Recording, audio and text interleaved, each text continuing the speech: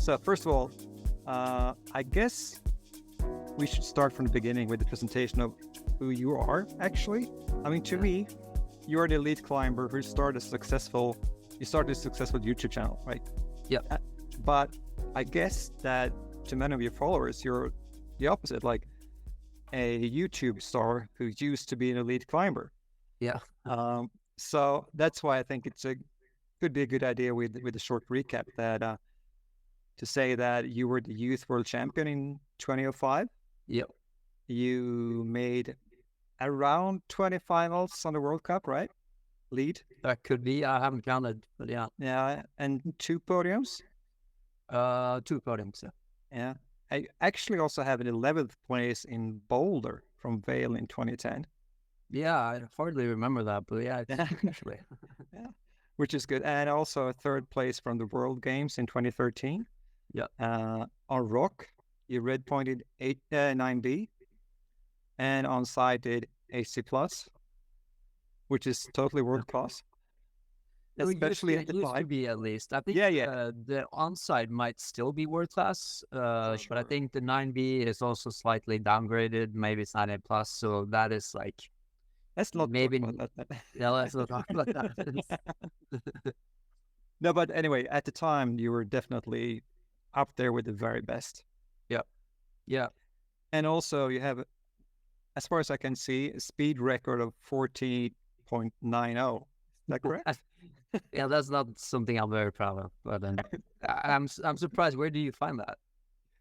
Oh, the internet. The internet. Yeah. No, I checked from back in the days when you had to do speed just to get an overall result. Yeah, probably. So I think I just like purposely climbed it just like a normal route. I didn't even try, just because I just wanted to have completed it so I could get a result from bouldering and lead as well. Right. But, I could only actually find just 3 results in speed. Like the one was 1490, one was like 1988, and the third was like 21 something. So 14.9 stands. It makes sense that this podcast is called CAI because you've done your research. You found information that I didn't know existed. Anyway, I want to start still with the Magnus the Climber. Yeah. And start from the top here. According to you, like, what was your best performance as a climber? I still think, like I mentioned, I think 8C plus onsite is something that's going to stand out. I don't know how many, you probably know how many people have done that now. My guess is maybe 10, 12. I don't know. When I did it, I think only like 3 or 4 others had done it. Because 9A wasn't done. I mean, Alex did his 9A on-site in 2013, and this was in 2010, I think.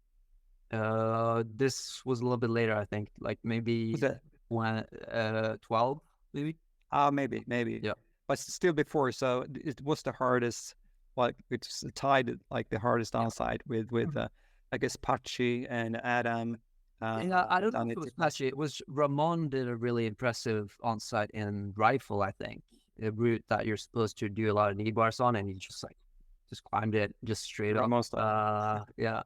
And then Adam, I think, had done it, and then maybe Pachi, but I'm not sure. I think Pachi, because it was this rumor that when he did it, he asked the other guy coming with him, like, and showed up there and marked everything. Okay, yeah, that could be. Yeah, no, not sure. Like just a few other people.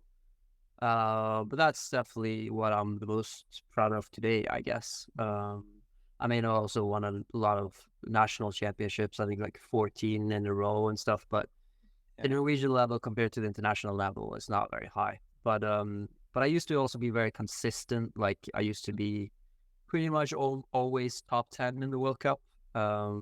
So yeah, I would say I was like top 10 in the world for maybe 10 years or something. And pretty consistent, but never like the world's best or like, yeah, I don't know.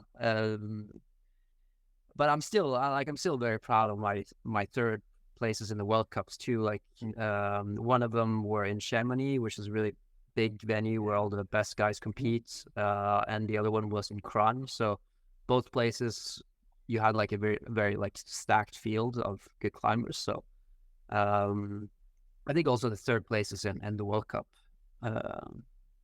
is something that I will remember. Was this also when you climbed your best? Yeah, I think I had some up and downs, but I think 2005, that was definitely my breakthrough kind of. That's when I became youth world champion, and also I made two senior World Cup finals. And I was only 16, so I was the youngest guy in the finals then. But that was also a little bit because David Lama he was too young to compete. I think he would have definitely made finals as well. And then around 2007, I had a good year. And then 2011, I think that's when I came third in Chamonix and at the World Cup. And also 2 weeks later, I also got fourth place in the World Championships in Arco. So that is also one of my best results for sure. I think on paper, the World Games, the third place in World Games is maybe better because that's equivalent of the Olympics for non-Olympic sports. But personally, I think that the fourth place in Arco was better.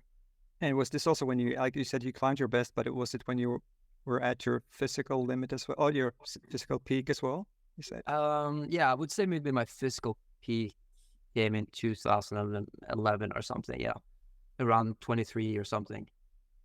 But it's always hard to say though, because you only compare yourself to the routes and other people there, so you don't really know if maybe all the other people were really weak that year, or you never know. But no, I think so. When did you decide to quit competition climbing? That was in 2017. I decided to quit it completely, but I think I should have quit it 2 years earlier.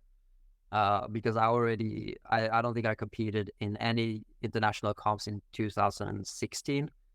But then they announced in 2016 or 17 that climbing made it into the Olympics. So I thought that I kind of wanted to go for to compete in one Olympics before I retired. So I kind of gathered a little bit of extra motivation and tried to stick with it for another few years. But I soon after that, I realized that it's just, I don't have any motivation left to do that. And also even just qualifying for the Olympics would have been really hard because, as you know, you'd have to climb speed. And that is with the 14 seconds, I had a lot of improvement to do there. So yeah. Well, was it a hard decision for you, to accept it, that you will not make it to the Olympics? You are quitting the competition career, or?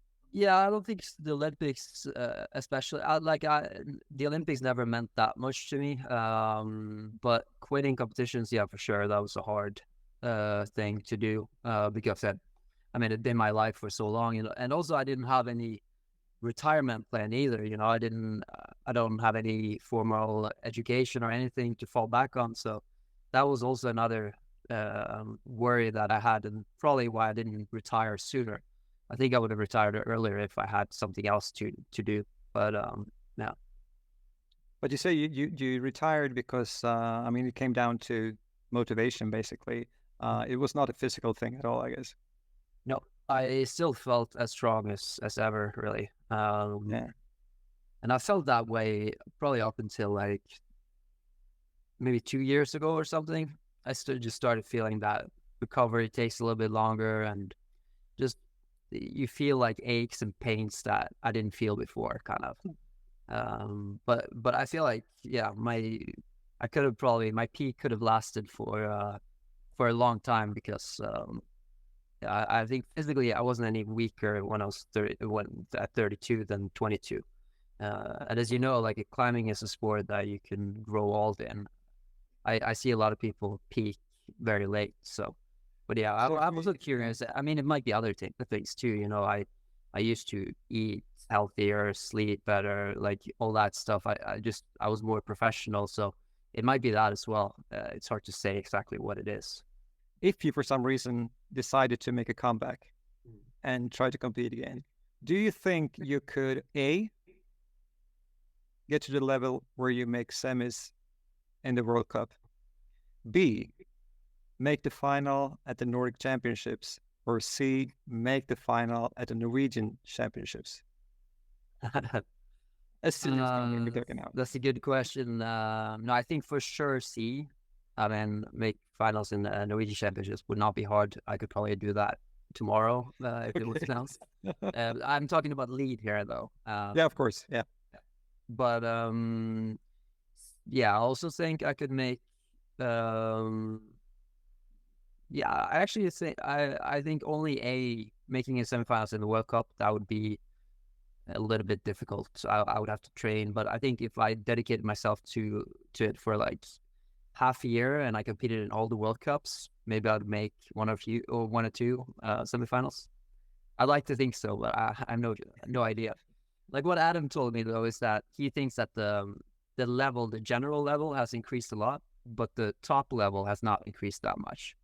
Mm-hmm. So the guys who are on top are not that much stronger than they used to be, but the general level has increased. So making a semifinals even, and especially the way they set nowadays with more like the bouldering style, I think that it could be difficult, but yeah, it would have been a very nice challenge. If I had time for it, it would be interesting to see, because it's easy for me to just talk about this and say that I think I could, but yeah, I think it'd be another thing to show that I actually could.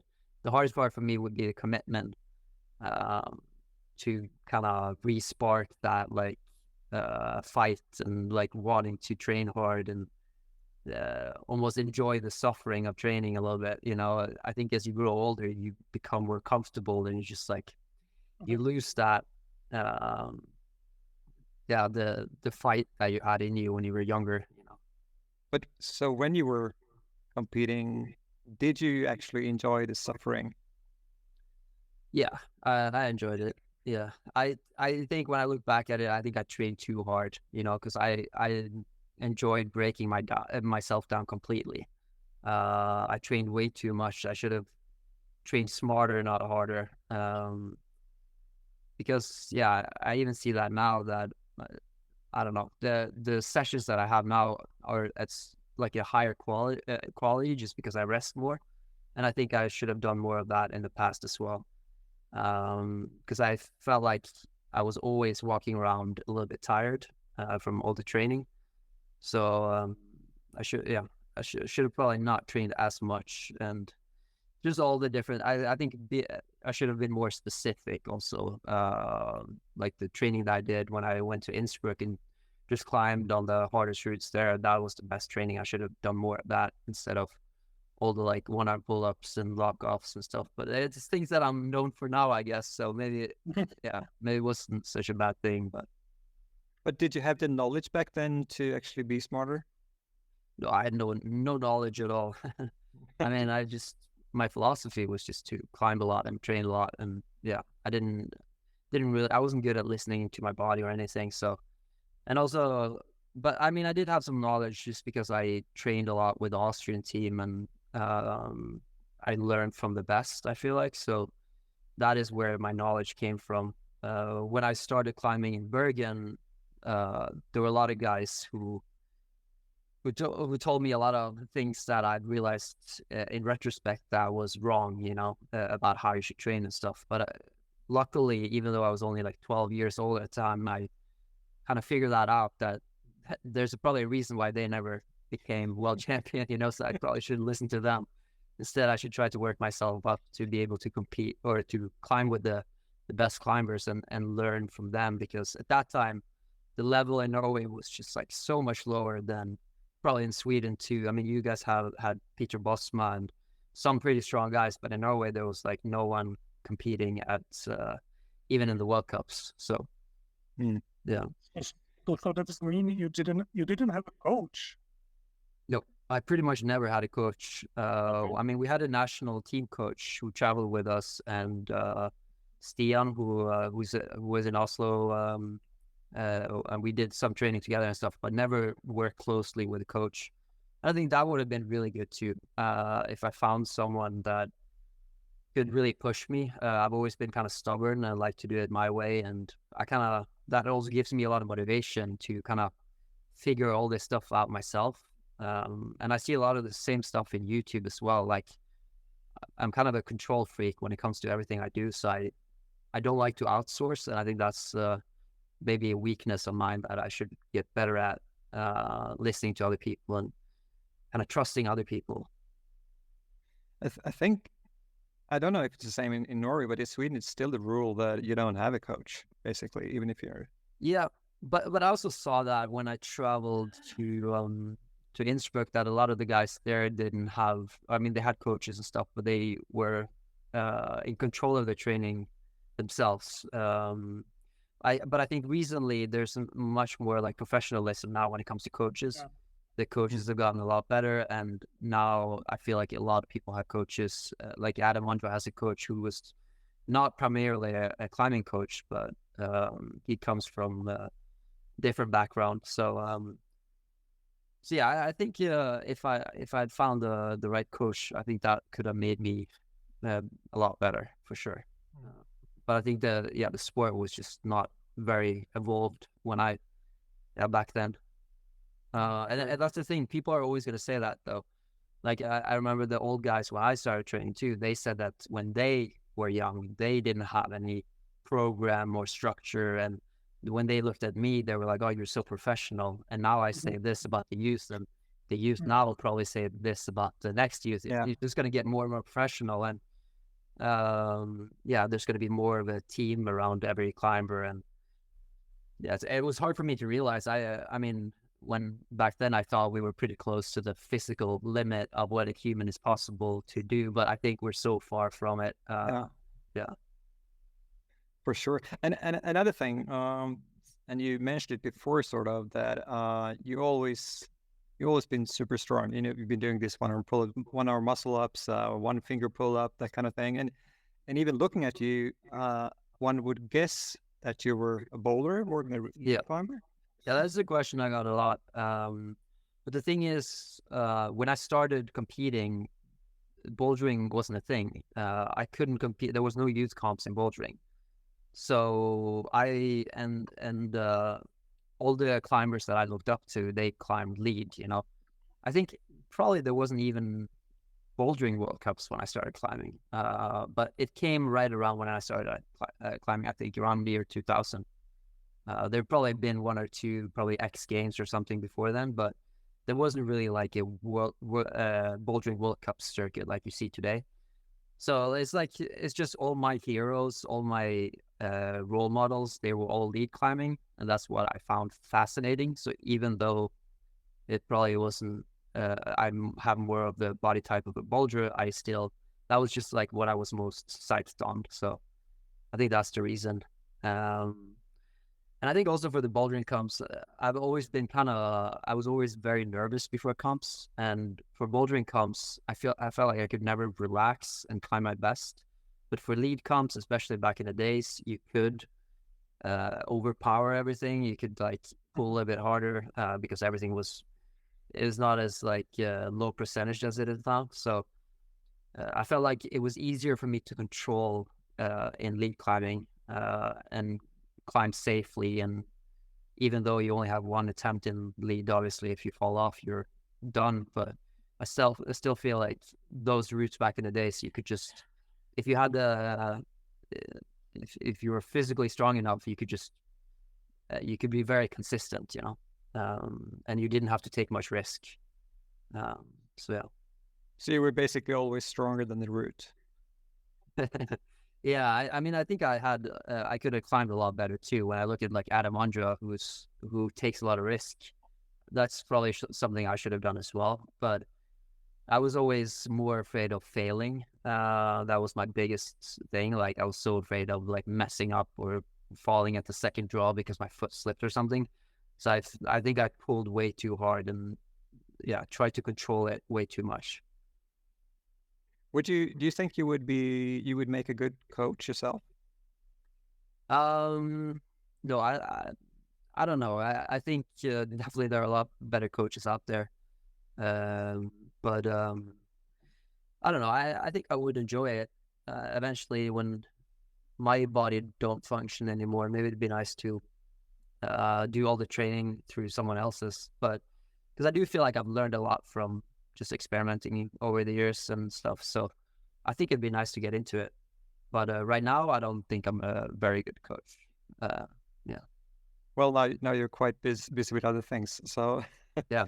You said you didn't have like plan B after climbing, but then you quit the competition career, and then did you start with the YouTube channel straight away, or how was the... Pretty much. I started my YouTube channel in 2017, and I also started the gym in Norway. We opened the gym here. And that was at the same time I said that I was going to go for the Olympics. But then between like juggling YouTube and the new gym and trying to also train for the Olympics, it was just too much. So I had to decide what I really wanted to do, and I decided that I wouldn't do the Olympics anymore. And then I just kept doing YouTube and the gym and stuff. But I never thought I would make money on YouTube really in the beginning. I just thought it'd be good for my sponsors. This was a way for me to promote them without competing. So, but yeah, in the beginning, I think a lot of people, when they see my channel, they think it was like an overnight success, but it was far from that. So it was a grind, and I almost quit many times on YouTube. So in the beginning, you can't. I think a lot of probably small YouTubers can relate to this, but in the beginning, you don't see any like how can you make money off of this, because it just takes a long time to build up enough videos and stuff to actually be able to make a living. So it takes time, and it's also risky because you never know if it's going to succeed or not, and you invest a lot of time into it. How long did it take actually till you realized that this is actually taking off? This is working. It was about 1.5 years, and that is basically daily shooting videos, coming home, editing until I'm done with that video, and then starting fresh. Like I used to upload a lot of videos, and I did all the editing myself in the beginning. Now I have some help, but so it was like 1.5 years of not earning anything. And also, like in the beginning, there was a lot of negativity too around YouTube. You know, a lot of the climbers I talked to meant that they thought that I was kind of ruining my reputation and everything with the YouTube stuff. So at the beginning it was pretty tough. But then out of nowhere, I got like an invitation. I've talked about this in other podcasts too, but I got an invitation to collab with some American bodybuilders, and then it just took off. So pretty much from 1 month to the next, I could make a living. You know, I never made a lot of money from climbing. I was probably below minimum wage in Norway for 10 years. So even though it wasn't a lot of money, it was still like pretty much more than I made from climbing. So I remember the first like proper check I got from YouTube. I was like so excited. This was so much money for me, and just finally I was able to get something in return for that like 1.5 years. So after that, I was like, just this is what I'm gonna do. Now I'm gonna see how far I could take this, you know, and kind of treat it almost like I used to treat competition climbing.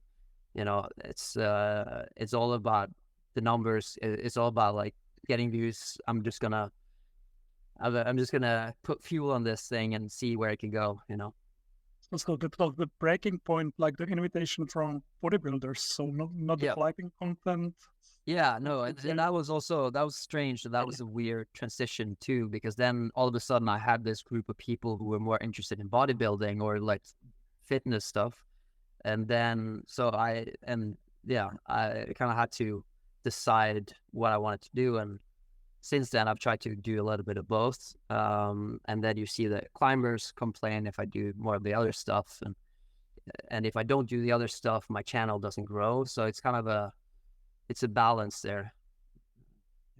Yeah, we'll get to the new channel you started a bit later, the more Magnus.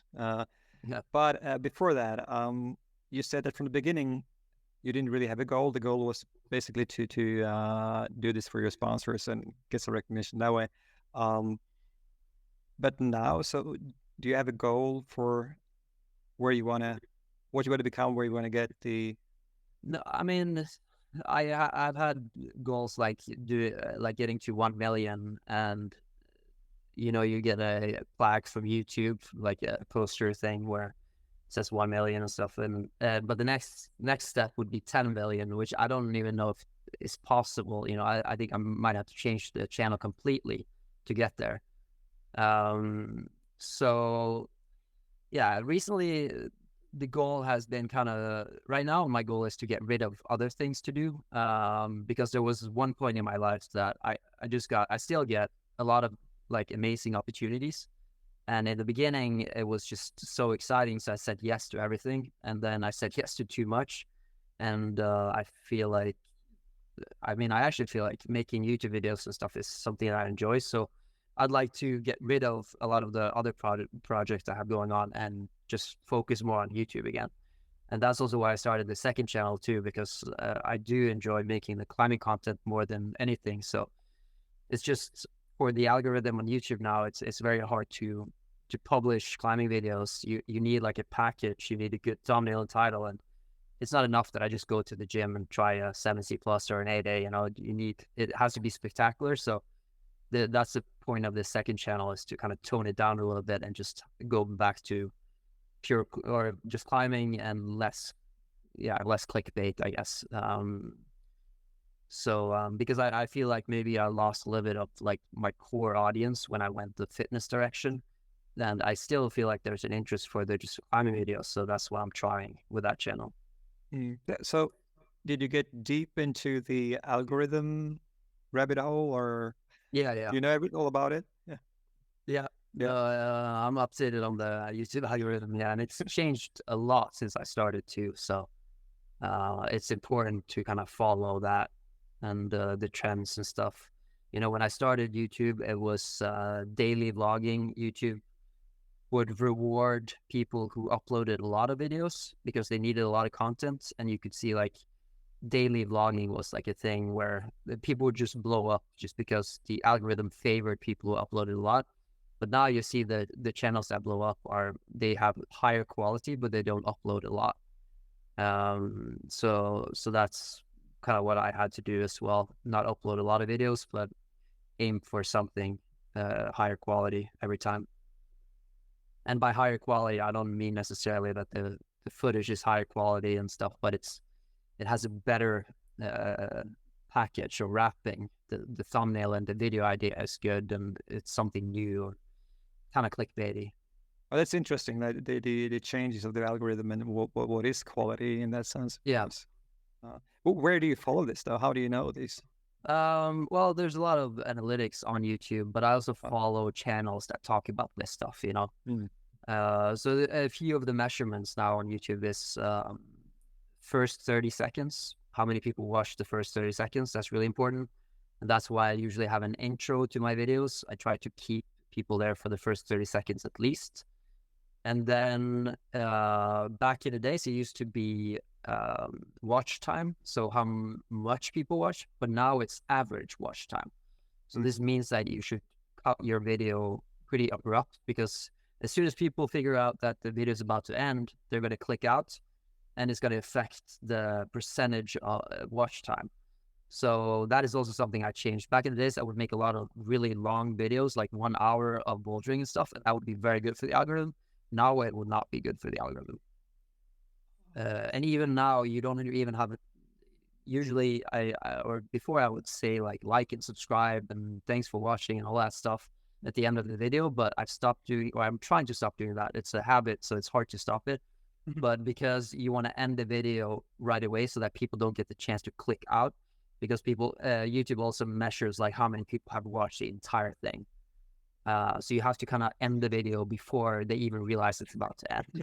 So it's a lot of stuff like that you kind of have to optimize, and it's constantly changing too. So it's just something you have to stay updated on.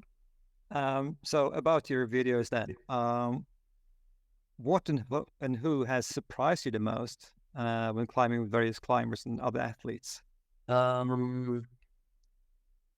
lot of lot of people have surprised me. I mean, most of the climbers I knew from earlier. So Adam, I've known for a while. So I guess it's more from the other sports that have surprised me. Yeah, no, I think I've said this before, but Anton is a guy who did like Ninja Warrior stuff. He's one of the most talented athletes I work with for sure. Who else has surprised me? Yeah, I mean, also Georgie and Tom, when I did the first collabs with them, they surprised me a lot. I remember I thought bodybuilders would be like, they were so different from other bodybuilders and stuff, and just the mentality and everything. And also Georgie is like 140 kilos, and he can do splits and stuff and backflips, which I thought was really impressive. I never seen that before. Yeah,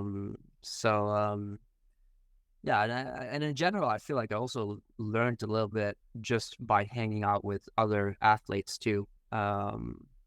Like things that I can even use for climbing and stuff. So how do you choose actually the athletes? Or it's I just walk around thinking about video idea, or like I always think about potential video ideas, and then sometimes people reach out to me. I mean, obviously a lot of people reach out, but most of the stuff is not interesting. So, but it's usually if I can picture a good thumbnail and title, that's where I start. Then I know, okay, that could potentially be a good video. That is like the typical beginner mistake, is to start in the other end, where you make a video and then afterwards you decide, oh, what should I call this video and what should be the thumbnail? But if you should start in the other end. What would be a really good thumbnail and title that people to click on, and then you kind of spin the video around that instead. Because the packaging is also, I mean, I mentioned the average watch time and stuff, but the click-through is probably the most important, and that is the thumbnail and title. Because obviously you first need people to click on your video, and among like 1,000 other videos, you have to make your video stick out from the rest. So that is the hard part. And that is also, for me, the most annoying part about YouTube. I wish that it was more about just the quality of the video and not so much about the thumbnail and title, because that would enable me to make a lot more videos. And I think there are a lot of good videos that just don't have a good idea or wrapping. So would you make the videos very differently if you didn't have to align sort of with these algorithms? Yeah, very different. I would for sure make more climbing related stuff. Like I think it's really interesting. Like it would be really interesting to just climb more with like the world's best climbers. Also because I think like Janja, Jakob Schubert, all those guys would be really cool. I still think it'd be cool because I do think that people would watch that for sure. I mean, I've actually tried to get a collab with Janja for a while, so that is something I would have done regardless, but it's difficult. She's a busy woman. Yes, we know. Yeah. Yeah. So which is your favorite episode so far then? Like that you've been the most happy with? I think it's the one I did with Alex Honnold, I think, the pre-solo one. Really? Yeah. I mean, maybe not the favorite to film, but the favorite. Like I edited that myself and stuff, and I just think it came out really nice, and the feedback and everything. So yeah, it's obviously a really easy route and everything, but yeah, it's also like having filmed something outside. I think in general I would love to film more outside, but unfortunately there's a bigger audience for indoor climbing. I think most of the modern climbers now, they don't climb outside at all, and it's also harder to kind of relate to. I think for them, they don't see the holds, they just see you grabbing onto something. They can't relate to that. So and it's also a lot more effort to make videos outside, so that's why I just like, if I go outside climbing, I do that for myself, because there's not really enough interest to film it. But that was an exception though with Alex, because it was like just the video idea in itself. So it was cool to make like an outdoor video like that actually people enjoyed and a lot of people saw. So I think you have to tell us more about this because just the idea to go free solo climbing with somebody and film it, sounds like kind of crazy. Yeah, it wasn't my idea. We were supposed to just go and do an indoor session, and then he also suggested that we would go out to a sandstone cave and try an 8C on rope. But then we were driving from LA to Vegas, and then on the drive there, he sent a lot of text messages saying that we should do something cooler than climb in a gym or sport climb.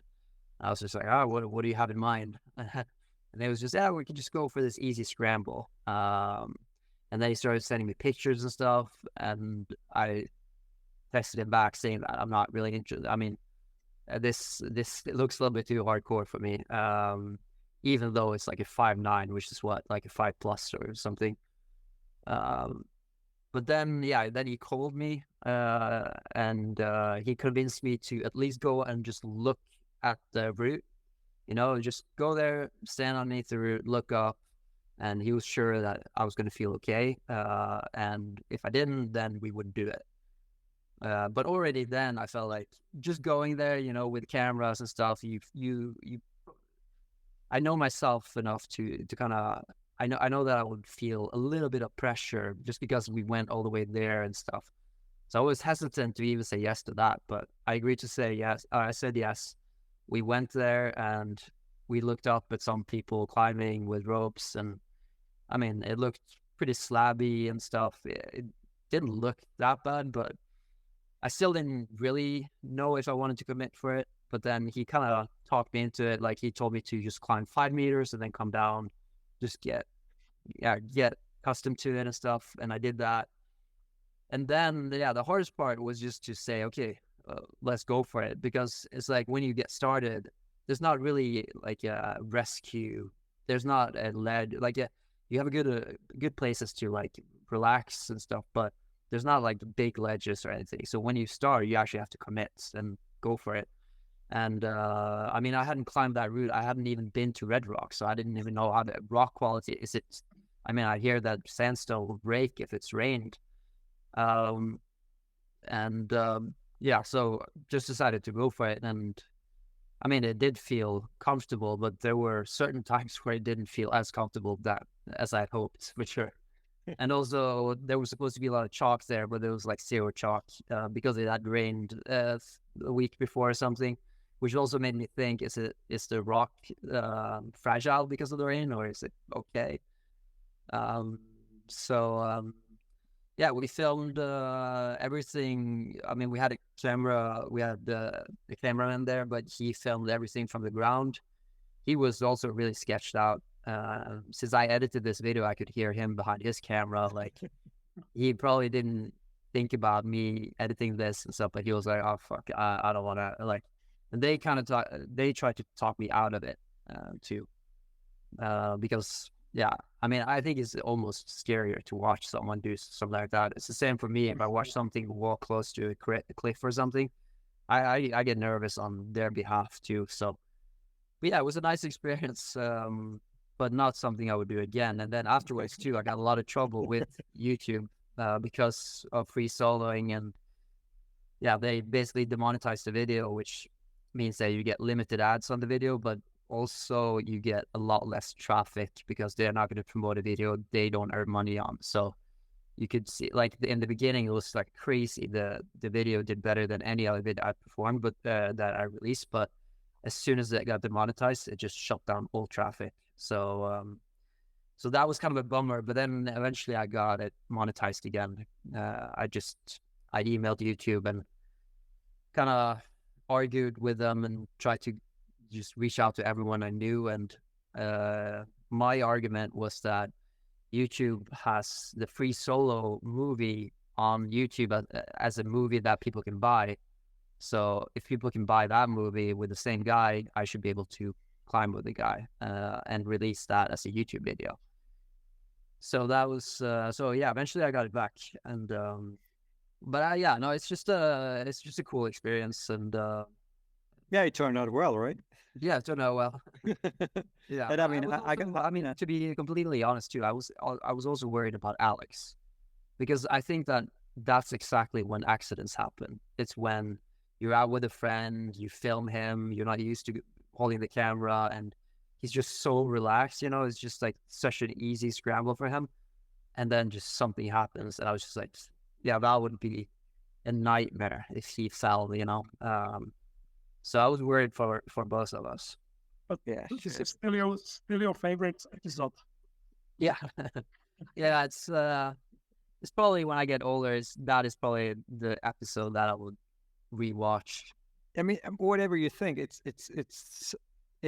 so real. Yeah, This video, yeah, yeah. I think that's also what people do. Some people said it's scarier than free solo, and I think that's because people who don't realize the great difference between free solo and this. But I think the fact that it's filmed with, especially the GoPro part, made people really. It just looks so much more real and raw than a Hollywood movie. So, but yeah, in general though, I don't get the appeal of free soloing. I love my life, and I don't think it's worth dying for at all for me. So, but I gave myself like a 1% chance of falling, and taking that 1% risk once in a lifetime, I feel like my odds are pretty good. But if I did that more, like Alex, like yeah, I wouldn't be able to justify that for myself. Did you speak with him about the free solo, like why he does it and what's the, what's... Yeah, I mean, if mostly for him, he enjoys climbing on easier routes. I think people think that he likes pushing it, like he has to climb really hard, but he says that his real passion is just easy scrambles, just run up easier routes. So the thing we did, that is like his real passion, because what he says is it's so much faster than any type of climbing. Even if you climb simultaneously, you're still going to be a lot faster if you free solo. Even if you're free solo really slowly, you're going to move so much faster than a team of two who just speed up a route. So I think that's what he likes the most is, I mean, I'm not going to talk for him, but I got that impression that he really enjoys the flow of free soloing easier routes, just moving up a rock face really quickly. And also the fact that you don't need much gear. And I can see that appeal. I've never been like a gear junk. Like some people love their friends and cams and nuts and all the gear and stuff. I've never really liked that myself. So I get the appeal of going light, but for me, it's a little bit too light going out without a rope. So this was your the favorite episode, the best one. Which one was the worst? Like, what was the biggest failure? Did you have one? I mean, I've had a lot of videos that I haven't published that just turned out really bad. I think a part when it comes to like bad as in me suffering, I think it's the military videos I've done. They have been the worst. Like I've vomited on camera. I've been more tired than I've ever been. So those have been physically probably the hardest. How did you get to them?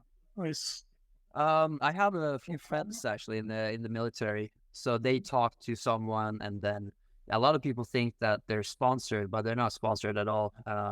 I've paid for my own flights and everything. So, and I like it. I mean, I could probably have asked them for money, but I don't want to because I want to keep the integrity, and I want to be able to make the video like I want to make it. And also when people ask me, I can say that it's not sponsored. It's something I chose to do because initially I got a lot of, a lot of negativity because of the military videos. A lot of people said it was like military propaganda and stuff, but I think unfortunately how the world is today, I mean, we need military. I think if everyone could agree to just get rid of the military, that would be amazing, but I don't think that's an option right now. So no, unfortunately we need the military to keep us safe. And it's the same with you guys in Sweden too, right, Björn? Yeah. So So yeah, I mean, I like to support them and also give because what I also like about the military guys is that they're so humble, a lot more humble than you think. They're not used to getting, a lot of these people train like athletes, but they don't get any recognition. There's no cameras, there's no medals or anything. It's just, they just suffer on a daily basis just to stay in shape in case something happens. Yeah, a lot of the different units I've been to are professionals, so this is what they do every day, and I find it really impressive, just how good they are. I mean, you've had so many on your channel already. Mm-hmm. Do you have like a dream collaborator, dream guest? Actually, Well, you right mentioned now, Janya. yeah, I know it's probably, I think for the climbing audio, I just think that video would have also more of a general appeal, just to see. I think a lot of people aren't aware how good she is, and I think a lot of people would be amazed that she could do boulders that I have no chance of doing. I think that would amaze a lot of people. So I think that would be a really good video. So when it comes to climbing, I think that would be my like dream collab. And hopefully it will happen one day. I mean, we've been in talks with her and our team and stuff, so I hope that that would happen. But yeah, other than that, I don't have any. Yeah, as you said, I've done collabs with a lot of big people already. I mean, I do have still people like David Goggins or Wim Hof. A lot of those people I still haven't done collabs with. I think that'd be nice, but yeah, I don't know. It's I just also have to see how the channel evolves. I'm thinking a little bit about going back to more climbing content on also on the main channel. So we'll just have to see, because I feel like when it comes to like other ideas and fitness stuff, I do feel a little bit burnt out, or just like I don't have any more video ideas. So I feel like I've done everything that I can do. It's hard for me to come up with new ideas, kind of. And I feel like in climbing, I still have more ideas. It's easier for me to come up with climbing ideas than other ideas. So yeah, I'm not completely sure how the channel is gonna evolve or what direction is gonna go the next year, but we'll see. So ideas is the biggest challenge for you? Yep, coming up with ideas, just like picturing a thumbnail and title in my head and going like, okay, that's something people would click on. That's a good video idea. That is the hardest part. How much do you plan? Like, can you see your next video or your videos? Yeah, we usually film in bulks. So the next thing I'm doing now is I'm probably gonna go to the UK and do a bunch of collabs there. And then yeah, I just try to come up with different ideas, but also try to think of different people I can collab with. And then sometimes when I think of different people, the ideas come to me. But I'm not very good at planning. So and it's also very hard for me to just constantly pump out video ideas. Mm-hmm. So it's just something I think about constantly, and then I have a notepad on my phone. I just write everything down when it comes to me. Do people say no to you when you ask? Some people, if they're big enough, they don't answer. I mean, I might have sent a DM to Tom Cruise and he didn't respond. Okay. I think that would be a very good idea. How good is Tom Cruise actually at climbing? I think that would be that would be a video people to click on. That's one of those things that would get millions of views. And the video wouldn't even have to be great. I just need like 30 minutes with him, and we just no cuts. We just film the whole thing. But yeah, no, I've reached out to people who haven't responded, but obviously it's the bigger you get, the easier it is. So, and also now a lot of people also reach out to me who have even like millions of followers on different platforms. But if I can't come up with a video idea, it makes no sense to make a video with them. If we don't have anything in interest, I did make a video with Zach King, who's one of the biggest influencers in the world. And that video did really bad. So it just goes to show, like, it doesn't matter that much if they're big. It's important that kind of the audience cross over and that you have something interesting to do together as well. You should do it with Jason Momoa. Jason Momoa, yeah, I might have sent him a message too, but never got a reply. I think that would be very cool. I mean, he's good friends with Chris. Yeah, I know. I don't like asking people for favors like that. No, right. Like being too pushy and stuff. I've always had trouble doing that. So, but no, that would be amazing. Jason Momoa would be amazing, and he is actually a climber too. You know? Yeah, He's not like Tom Cruise. He used to climb a lot, I think, with Chris, and just was a dirtback climber back then. It's crazy. Yeah. And they did that TV show was it on Netflix? Yep. The Climb or something. For HBO, I think. HBO was, right. Mm. Yeah, that is cool that climbing has become mainstream enough to do a show like that. I actually, the people who did the cast for that show, they reached out to me and asked me if I wanted to be on the show. So I don't know. It was just the first stage, I think, of reaching out to people. I got an email asking me if I was interested to participate in the show. And but when I read kind of the plot of the show, I thought it would be a little bit unfair, just because obviously I've been a professional climber in the past, and most of the guys there climb like 7C or something, right? Yeah.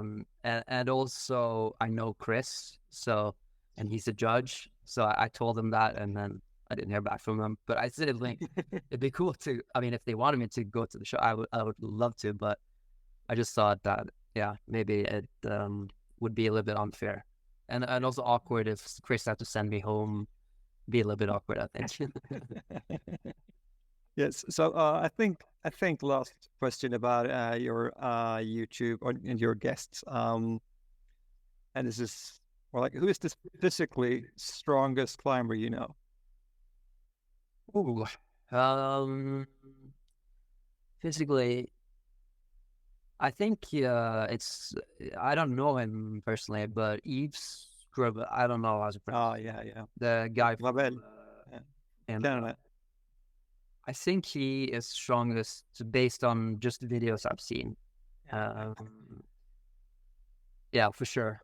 I don't know anyone who comes close to that. And he's kind of beefy too. Like, he's not very skinny. So to be able to, and he climbs like 8C, and when it comes to all the grip stuff, he does, things that no one else does. And also campusing, I think he's done like 1.510 or something, or 1.610.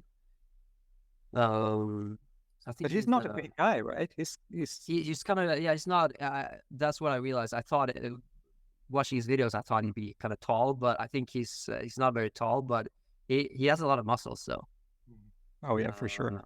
He's probably built a little bit similar to me, so I think he's also one that I think would be cool to make do a collab with.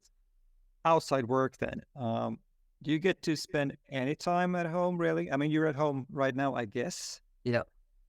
Do you spend a lot of time in Oslo? Do you live in? Yeah, I spend more time in Oslo than people think. Just because we film a lot of videos back to back. So when I go to the US, we film one video every day for 10 days just to maximize the time. And then I come back, and then we have a lot of footage to edit, and I have a lot of time and stuff. But recently now, I mean, I'm working on Altitude, the course platform that we're doing as well. That takes a bit of time for traveling. I travel to all the shoots and stuff. So I've actually, the last few months, I've traveled more than I did in the past. But no, I do actually get to stay at home quite a bit, more than people think. So that is nice. More than when I was a professional climber. Right, and now you're working on your training concept then, and your new channel. Yep.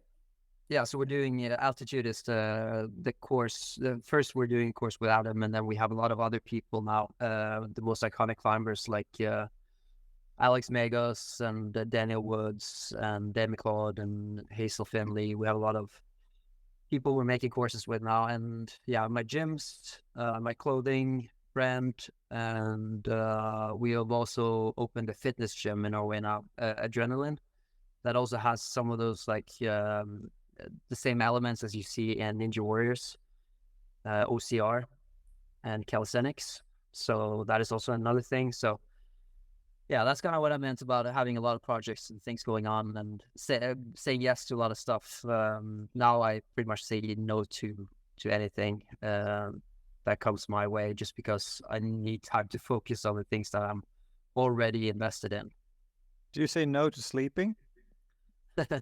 I did for a while, actually, and that was a bad idea. Sleep is the most important thing. That's also one of the things I regret, that when you're younger, sleep doesn't really affect you if you have bad sleep, but you should just take advantage of that and just get really good sleep, even if the body doesn't need it, and you're going to feel like a superhuman, So I wish that I took sleep more importantly when I was younger, but I used to just drink a lot of coffee, and I did, Björn, snooze and coffee. That's what and I didn't sleep well. I was a little bit overtrained sometimes, so I would my heart rate would be high. So I wish I took that more seriously. Now, I'm because I had a period where I slept really bad, so I quit drinking caffeine. I do drink it now, maybe a couple of times a month, but only when I really need to. But I don't drink coffee anymore just because I had trouble sleeping. So, but I think it's just something you don't feel it when you're younger, because your body recovers so quickly, anyways. But as you get older, I think it's really important to maximize that stuff. So I've started taking it seriously. Yeah, you're on the right path for sure. It doesn't get any better. Yeah. Hello. How old are you guys? I'm, let's see, 52. Yeah. Didn't you 52? Wow. 45. 45. Huh. Yeah. I'm running the caffeine. So. You run on caffeine? Yeah. Yeah, if I didn't have trouble with sleeping, I would still drink it. I love coffee so much. So it was really hard for me to quit. But now if I drink coffee, even if it's only in the morning, I feel it, and I can't sleep at all. So. Oh, really? And snooze? Snooze also I quit a few years ago, so I'm healthier. But as soon as I quit snooze, I gained a few kilos, so that was a little bit difficult for climbing. But I think just for recovery, it's very good. Caffeine and nicotine is not good for recovery. So I wish I took that more seriously. You even time to train? Yeah, no, it's not so much anymore, and it's also a little bit of the motivation to train, because I don't have anything to train for. So, but also I've never needed that much training, and I think that's why I also realized I should have trained less when I was younger. Because now I just train maybe on average 2 times a week, maybe, and pretty short sessions, maybe 1.5 hours or something. But it's kind of enough to maintain a certain level, and then it goes up and down a little bit. But that's one of the reasons why I'd like to get rid of some of the projects, just because I want to get back into training and climbing. Do you still enjoy climbing? Yeah, I enjoy climbing a lot. I do, especially. Yeah, I guess also when the camera's there, but also when the camera's not there.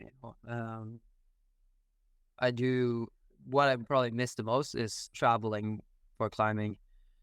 Going to a destination and not having to film or do anything, but just wake up, drink coffee. I don't do that anymore, but I used to, and then go outside climbing the whole day, coming back being really tired, and just it's something about being outside.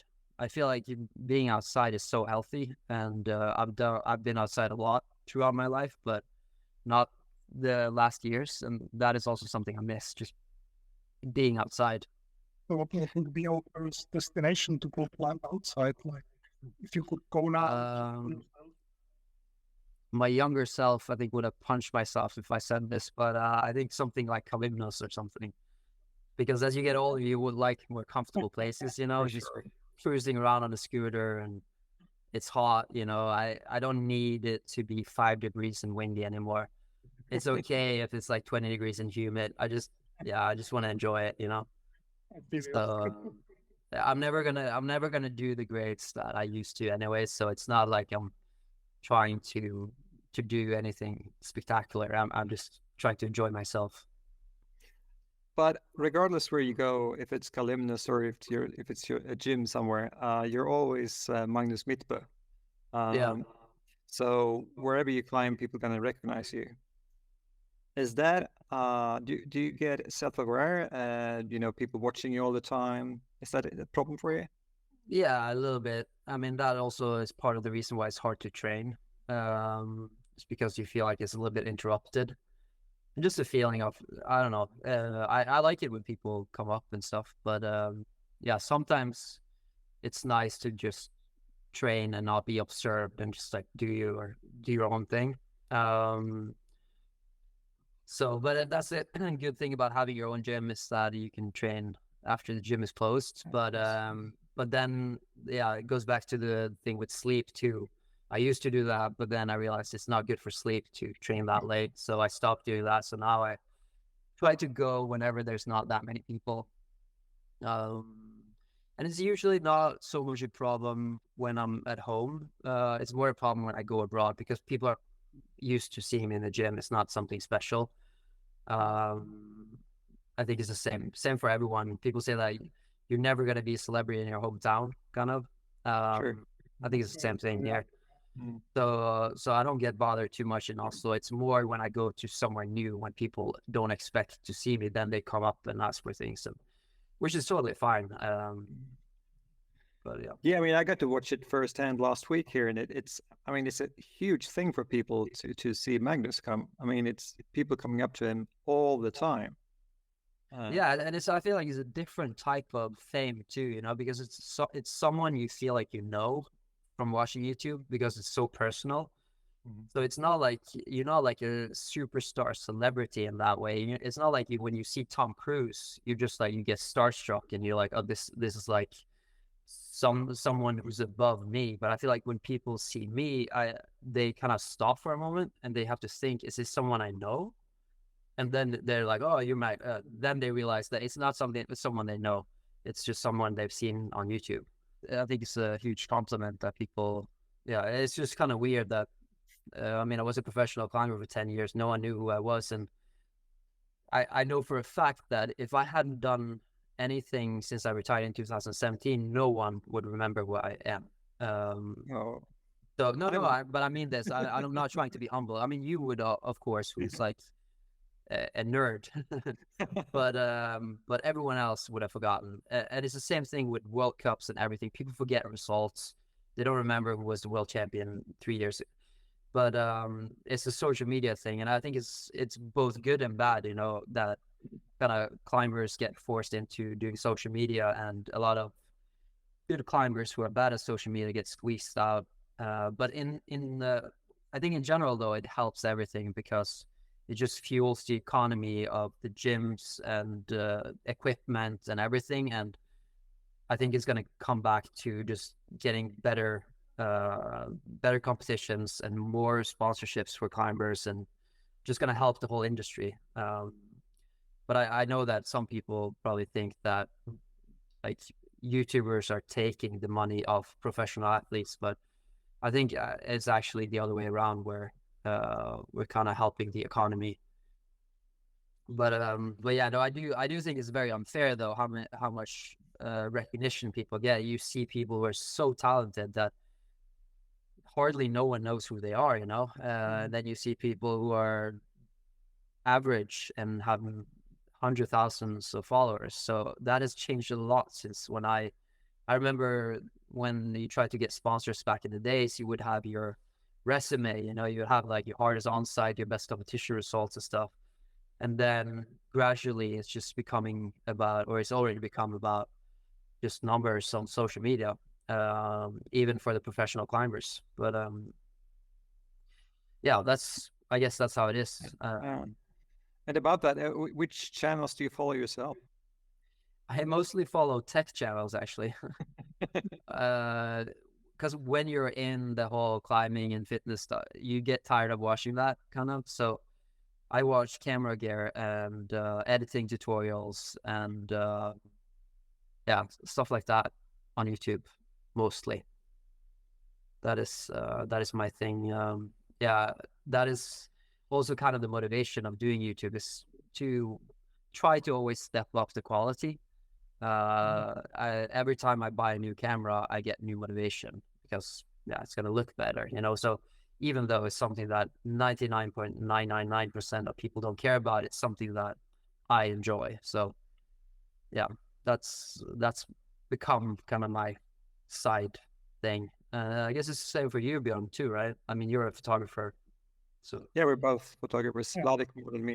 you're a photographer as well. Nice, Yeah. coach and photographer. Yeah. Do you follow like the World Cups they played, or? Yep, not I really? do. I didn't do it for 2 years because I was just tired of it. Like I couldn't stand watching the World Cup. But now I really enjoy it. I can watch a full semi-final, do something in the background or have something to do and then put that on in the background. I actually enjoy semi-finals more than finals for some reason. Because I remember back when I competed, I was always a lot more nervous for the semi-final. I think a lot of the athletes are. They really have to bring their A game in the semi-final, and then the final is just kind of relaxed and just more of a show. So that's why I liked the high pressure and tension of the semi-final. So even though it's like 2 hours long or 3 hours long, I watched the entire thing. Yeah, you're also a nerd. Yeah, yeah, I'm also a nerd. Yeah, I know. Yeah, I think yeah, I don't know. I don't follow so much all the, I mean, the ascents of like the hardest boulders and routes and stuff. I don't go on 88.nu so much anymore, but yeah, the competitions I still feel pretty updated on. And we were actually in Bern watching the World Championships live this fall. That was really exciting. Mm. So that competition. yeah, you were there, right? Yeah. Vladek? Yeah. So you were there too, Björn. Yeah. I didn't see you. The second half. I was there the second half of it. So not the okay. first part. Right. Yeah, no, so it just brings back a lot of memories and stuff to just be in the arena and talk to people. And it's also cool to see that a lot of the strongest guys are still, or from when I was competing, are still the strongest kind of. Mhm. You know, Jakob Schubert won 2 titles, Yeah. which is amazing. I mean, the year he had last year, it's just incredible. I think it's also a shame that 99.99% of all climbers, they don't understand how good he is. So good. Yeah, it's crazy how strong he is in all disciplines, and also to have done this for so long. So yeah, no, it's that's what I feel. You know, climbing is growing so fast, but the interest for competitions and stuff is not increasing with the same amount. I feel like it's just people do it for themselves, and it's kind of a recreational thing that they do for fun, but they don't. I mean, it's what we would, back in the days, we wouldn't call them real climbers because they don't actually care about climbing. You know, they don't follow climbing news and stuff. So I think even though climbing is really booming, those people maybe don't get the attention that they deserve necessarily. Hopefully, though, I think with the Olympics, we might get there. I mean, the amount of climbers is growing all the time, and once we get like full Olympic status from LA 2028, is it? When you get the part of the TV rights and everything, it might change. I think, hopefully. Yeah, hopefully. I think that'd be nice. Yeah. But about that, what was or is the golden age of climbing? I would say it's when Chris Sharma did Realization. Yeah. 2001, was it? Yeah. I think so. But that's probably just because I had just started climbing, and I remember like when we ordered the VHS or the DVD, I don't exactly remember what it was, and then it was blurry as hell, but it was so motivating, you know. The hairs on my arm would stand up, and I would be like, "This is the coolest shit." You know, Chris Sharma was, I think, such a good role model. I don't know if it wasn't for him, maybe I wouldn't have started climbing. I just thought that his whole vibe was so cool. So, and also David Graham, you know, those guys, that crew, yeah, they were just so cool. I think they had the same appeal of like surfers, you know, they're just, yeah. But Cool, also, guys. I mean, we all want climbing to grow, but a lot of the appeal back then was that it felt exclusive, right? I mean, Yeah. it was just a select group that knew about it anyway. Exactly, yeah. So I think there's a different group of people now coming into climbing. It's probably a different mentality because me too, I love the fact that no one else knew anything about climbing, you know. But today it's different. So I don't know if I discovered climbing, if I was 10 years today and discovered climbing, I don't actually know if that would have been my thing. Do you practice any other sports? No. Like, or did you? No. I used to play soccer and tennis and some other sports, but yeah, nothing really interests me. And I think for most of the stuff, it was just because in most of the sports we were just playing. You know, tennis, we would play different games that had nothing to do with tennis. But when I started climbing, it was like it was climbing. There was no other games, and Right. there was not like a youth team or anything. So I just went to the gym and I climbed, and that was exactly what I wanted to do. And that's why I came to climbing gym. So it just fit the description of, it fit the advertisement and description of what I wanted to do. And also I was a little bit scared the first time, or very scared actually. Yeah, I remember I climbed up that like 16-meter route the first time, and I was pretty scared. And I think that also made me want to do it even more because I just felt like I did something, overcame something. But well, yeah, no, that's interesting though. What do you think is golden age? I think a lot of people say like Lynn Hill when she did the nose as well. But for me, I wasn't climbing then, so I think it's super hard because, like you said, it's sort of relative to what was your own golden age. Yeah. In a way, like how when you experience climbing. But in general, I hope we're not there yet. Yeah. I mean, Yeah. it depends what you're talking about. If you're talking about, competition climbing, indoor climbing, I don't think we're there. But when it comes to rock climbing, outdoor climbing, it's a certain amount of, exploring, which sort of has been done a lot. Yeah, I think a lot of people would say that Adam is also the golden age of climbing. I mean, a lot younger than us would say that. And then according to Adam, there's going to come a kid in 20 years and who does 10A.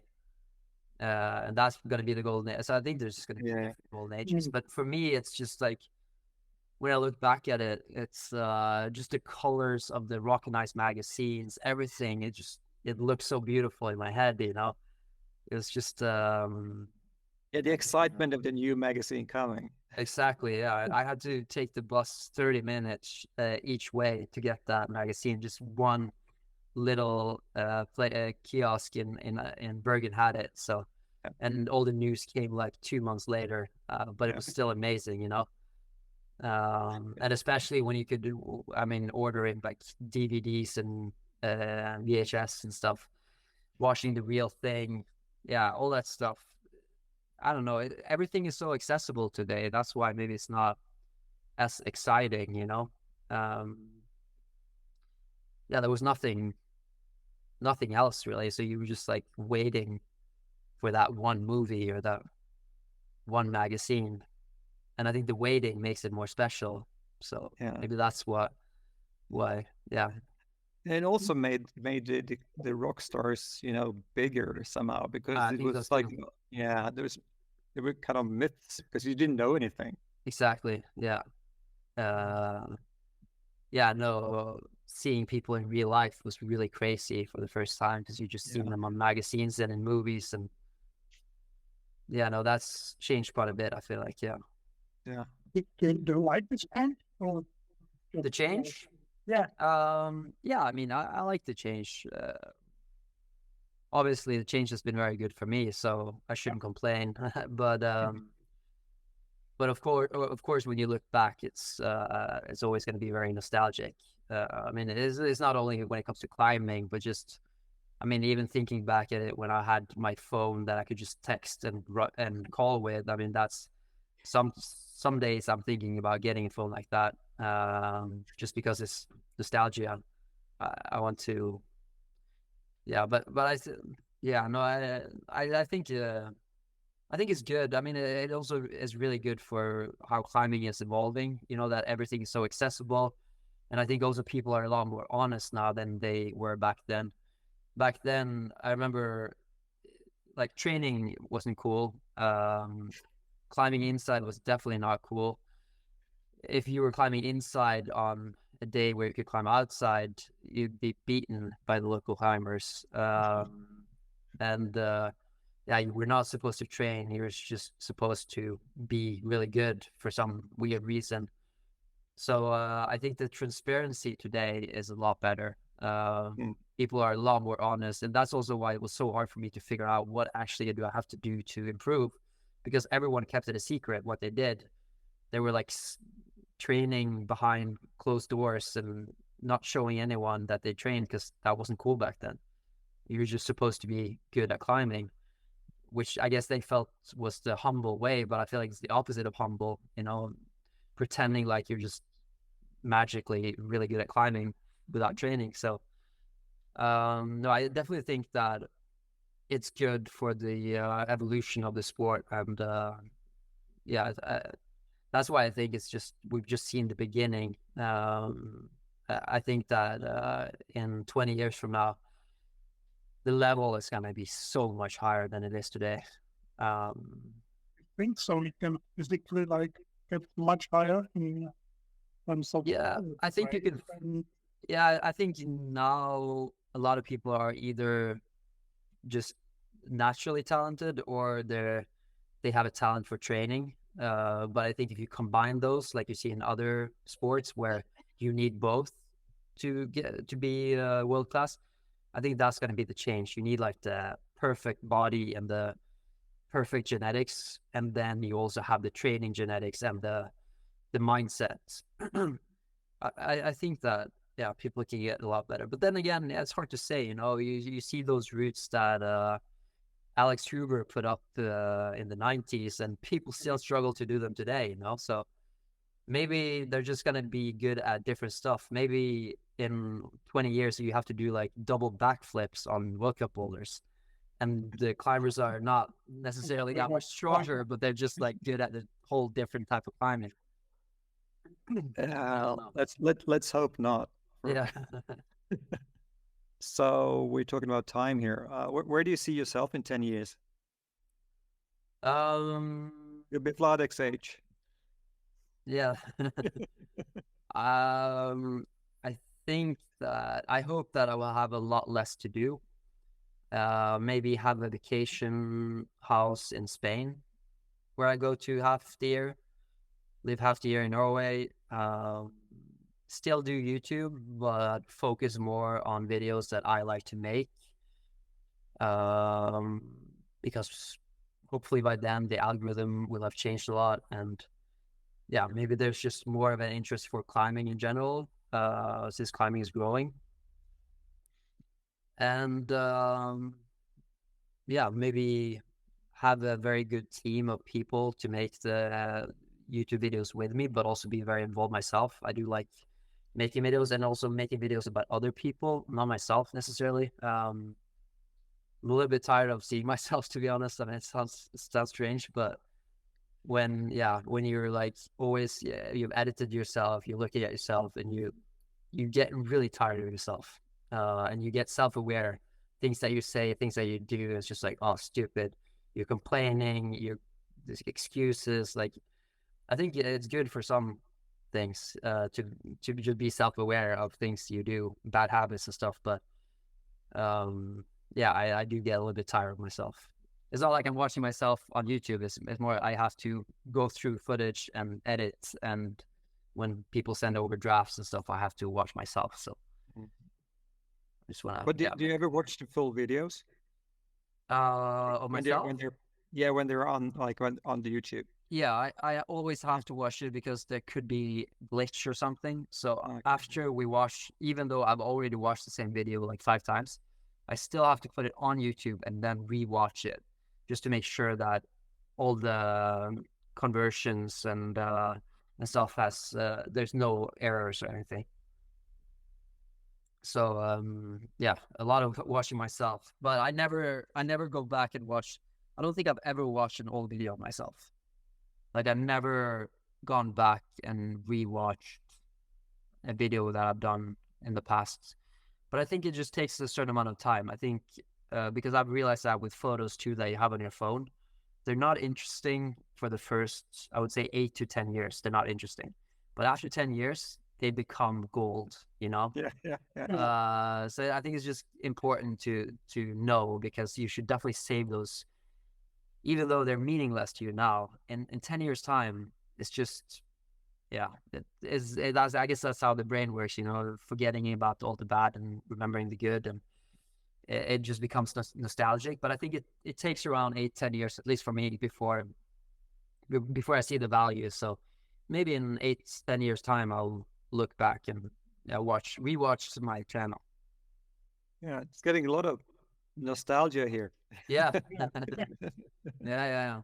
Well, maybe that's because it's you, Björn, I feel like you kind of represent a different time of my life.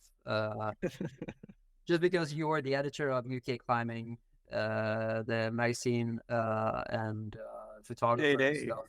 8 too, yeah. And also the organizer of a lot of events in Stockholm.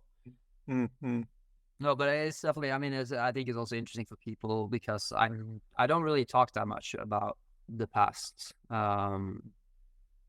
So yeah, a lot of people don't know much about it, I guess. I'm not going to say this is the last question because that's bad for the algorithm. But what advice would you give to young climbers who look up to you and dream of making climbing a central part of their life?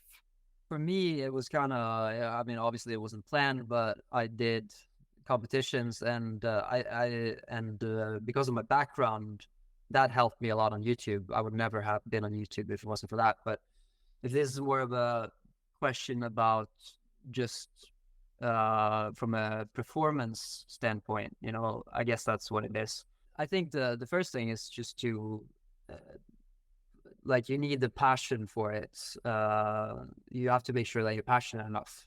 That's the main thing that I've seen in all the best climbers, and just anyone in general. You need to be really passionate about what you're doing, because when a lot of people from the outside will say you're sacrificing a lot, but it shouldn't seem like you're sacrificing anything. Then you're not committed enough. So I think you have to make sure that this is something you really want. And then my best advice is just to not be afraid of failing. I think that's one thing I was too afraid of, making a fool out of myself. Like I talked about, I would rather control everything on a route instead of taking a little bit more risk, and also not spend as much power on the wall as I did. And also not be afraid of climbing with people who are better than yourself, and be afraid of failure. I think that's the main thing. Like climbing, that's what I did. At least I found the best climbers and climbed with them, even though they were better than me, and it was humbling. That is definitely what I learned the most from. And I think that's also where Adam is really good, you know, even though he has a lot of or from the outside, he should have a lot of pressure because he's considered the world's best climber, but he's so good at like not thinking too much about that and just focusing on just the climbing. So yeah, I think that would be my advice. I mean, of course, there's a lot of advice, or things I could say, but it's hard when I don't know the person. I don't know what their level is today. I don't know but in general, it's like, yeah, not to be too self-aware and train with people who are better than yourself and learn from them. That'd be my biggest advice. I think that's great and very difficult. Great advice, very difficult to do. Can you live by it now, or can you be like not now? No, not now. I don't climb with people at all, really.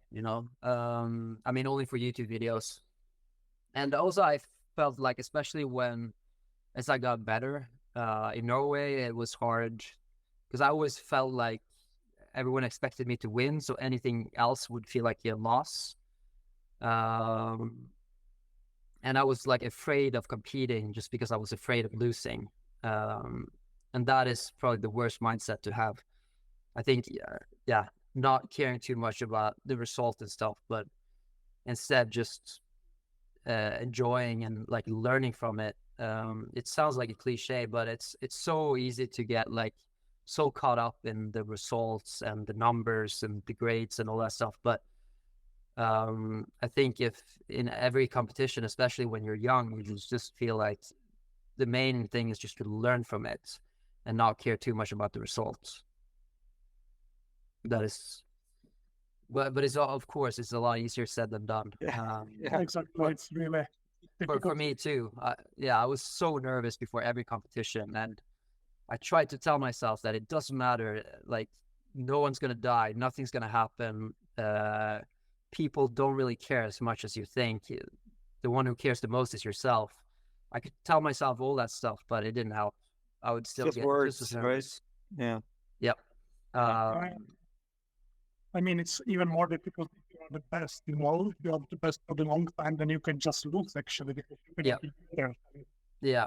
Right? It's easier when you're younger. I mean, I've never felt like that on the international level, but I felt like that in Norway and also in the Nordic competitions. But I think having that mentality is definitely way better, and that's what you see with people like Adam. He's not afraid of falling on a 6-8 slab in front of a bunch of people. Exactly. He doesn't care. He knows he can do stuff that no one else can, and he's just and everyone knows that. Everyone knows that. Exactly. But in my head, I would be like, oh, people watching me, they think I'm not as good as I say, and starting to get old, and just all these thoughts come up, and that I wish I didn't have. Thank you so much, Magnus. It was great having you, and really, really appreciate it. Thank you. See you around. Yep.